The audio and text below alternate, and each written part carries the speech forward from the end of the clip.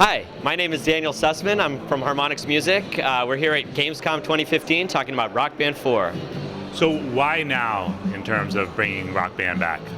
There are really two things that need to come together for us to even consider bringing Rock Band back. And one is, creative drive. We really wanted to have a creative design that we were confident in, that we wanted to, it's like we're creators at Harmonix, and, for us, it's not worth doing unless we feel like there's going to be a fun game to make, and so we have a feature set that we feel is very innovative and very interesting and builds on a really strong foundation, and so that's one thing. And then on the other hand, we wanted to make sure that there was a group of people who cared, and we're making this game for a community of music gamers who really care about quality, who have been pestering us for 5 years to make another Rock Band, and so here we are, and those two things come together. It makes it an easy call for the studio to, put a team on this and get to work.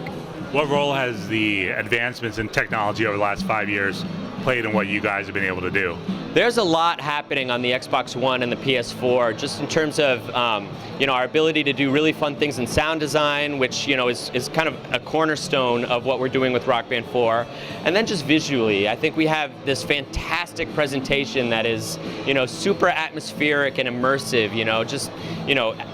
Atmospheric lights, with stage effects and fire and smoke and like all of the kind of fantastic things that you want to see when you go to a rock show. And so we're playing pretty strongly to, I think, the strengths of 8th gen consoles.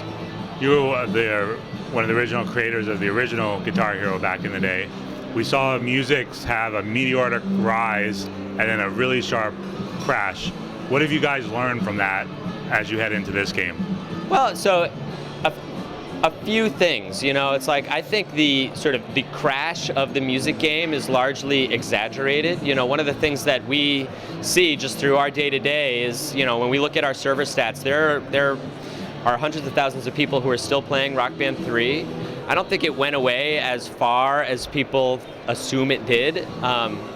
Even while I think it was very healthy for there to be a break in the action, but really, I think about Rock Band as catering to a fantasy that has been ever present since like forever. It's like the dream of being creative, of playing music, of performing rock and roll is something that is a huge part of human culture, regardless of where you live or what time you grew up or whatever. So,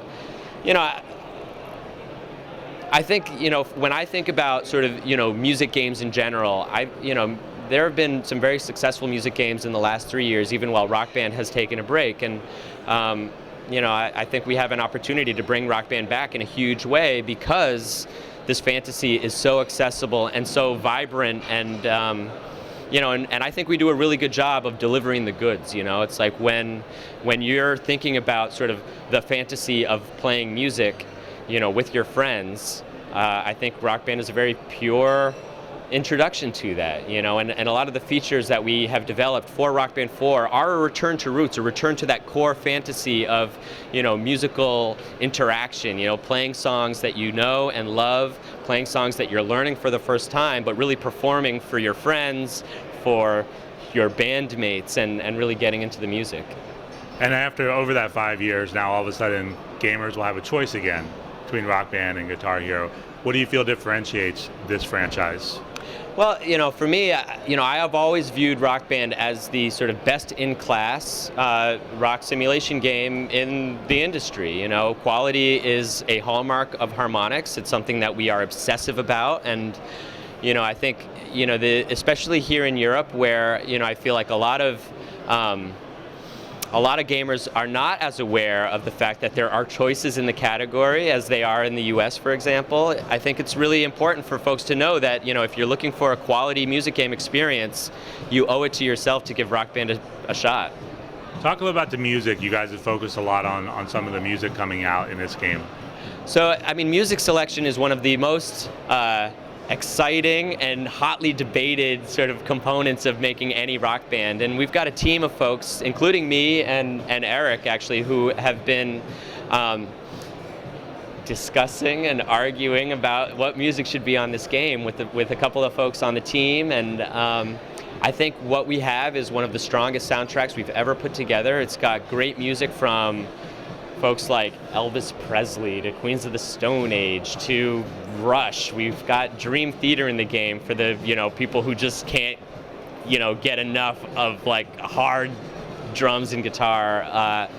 We have so much music. We also have a lot of music that I'm really excited about from a bunch of younger artists that are sort of just coming onto the scene now. Folks like Benjamin Booker, who I'm like a huge fan of. And I think, when I think about what makes a good rock band soundtrack, it has to cover a handful of bases. Everything's got to play really well. That's kind of the top filter criteria for me, is like, if it doesn't play well, sorry, we're not interested, And then two, we really want to make sure that we're representing breadth, both in terms of, time, we want great music that spans the history of rock and roll, and also geography. We want to make sure that, regardless of whether you're, from Germany, whether you're from France, whether you're from, Pacific Northwest, or whether you're from Boston or whatever, that like there's music that and can relate to. And, that's part and parcel sort of, what we put on the disc, and it's also how we approach our DLC catalog, which has over 1,500 songs in it.